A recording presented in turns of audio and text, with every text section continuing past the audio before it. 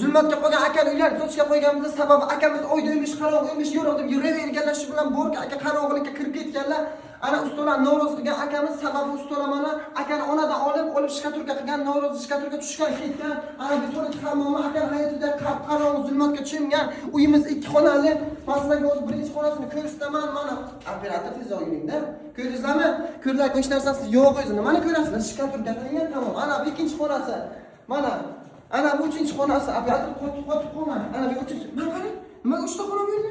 Ikkitalik. Oshxona. Ha, oshxona ekan beri. Ben oshxona ekan. Xullas kalom uyimiz Buxoro shahrining qo'q yurakchasida joylashgan. Lekin bu yurakcha urmayapti-da, sababi aka minusga kirib ketganlar. Uyimiz 70 kvadrat metr, narxi $47,500. 5 etajli g'ishli domni birinchi etajda joylashgan. Iltimos sizlardan kommentariya kirib lift bormi demanglar. Birinchi etajga joylashgan. Agar siz nogiron bo'lsangiz ham, aravacha bilan yurgan bo'lsangiz ham, bemalol kirsangiz bo'ladi bu uyga. Ha. Ki aytmoqchi bo'lgan gapim, uyda egasi nomerini pastda qoldirdim.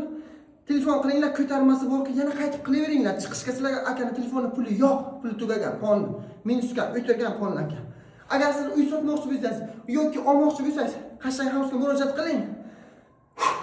Qanaqa operator? Chatki. Zakonimi? Murojaat qilinglar bizga. Arenda qo'ymoqchimisiz, olmoqchimisiz, sotmoqchimisiz? Xullas kalom nima bo'lsa murojaat qiling bizga. Lekin pul so'rab murojaat qilamiz.